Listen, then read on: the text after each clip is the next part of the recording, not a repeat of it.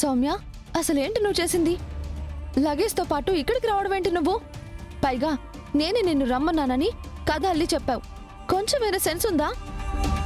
Sense కాదు madam, నా లైఫ్కి ఇప్పుడు సెక్యూరిటీ లేదు. ఏం చేయను మరి?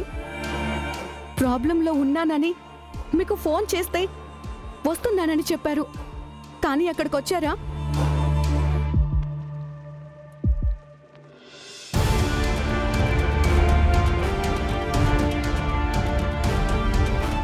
రోడ్డున పడ్డ ఆడదాన్ని మేడం.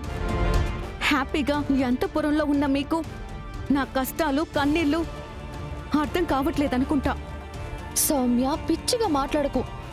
నేను నీకు మాట ఇచ్చాను, దాన్ని ఎట్టి పరిస్థితుల్లోనూ నిలబెట్టుకుంటాను. అందుకు కొంచెం టైం కావాలని అడిగాను కదా. మేడం, మీరు అడిగిన టైం వరకు నేను వెయిట్ చేయడానికి కష్టమైనా సరే అన్నాను.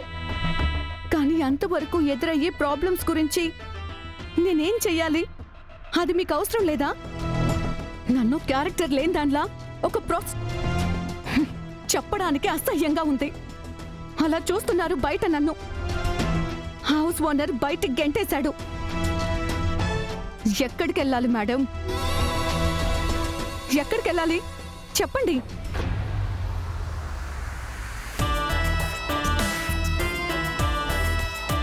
మేడం, కొంప గూడు లేని ఆడదానికి ప్రతి ఓడు షెల్టర్ ఇవ్వాలని చూస్తాడు. ఎవరితో పడితే వాడితో వెళ్ళిపోనా? అయ్యో, అలాని కాదు సౌమ్య. నీకిప్పుడున్న ఈ ప్రాక్టికల్ ప్రాబ్లమ్స్ అన్నింటినీ ఒక ఆడపిల్లగా నేను అర్థం చేసుకోగలను. కానీ ఇప్పటికిప్పుడు నీ సమస్యలన్నింటికీ నేను సొల్యూషన్ ఇవ్వలేకపోతున్నాను అంటున్నాను. నువ్వు ఫోన్ చేయగానే నీకోసం నీ ఇంటి వరకు రాగలిగాను. కానీ అక్కడ నిన్నెలా ఫేస్ చేయాలో, నీకోసం నేను ఏం చేయాలో అర్థం కాక నా అడుగు ముందుకు పడలేదు సౌమ్య. అంటే దీని చావిది చస్తుందిలే అని వదిలేశారన్నమాట. ఈ మాత్రం దానికి ఎందుకు మేడం నీ బ్రతుక్కి దారి చూపిస్తాను, నీ జీవితానికి న్యాయం చేస్తాను అని పనికి మాలిన ప్రమాణాలు చేయడం?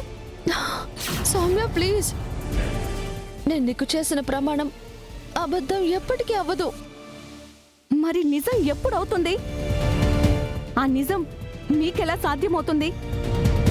మీ భర్త చేతిలో శీలం పోగొట్టుకున్న నాకు జీవితాన్ని మీరు నాకు ఎలా ఇస్తారు? ఎలా ఇస్తారు? న్యాయం ఎలా చేస్తారు?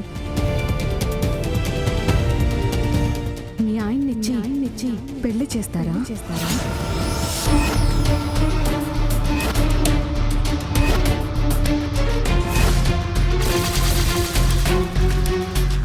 చెప్పండి మేడం, నా మెడలో మీ భర్త చేత తాళి కట్టించే శక్తి మీకుందా?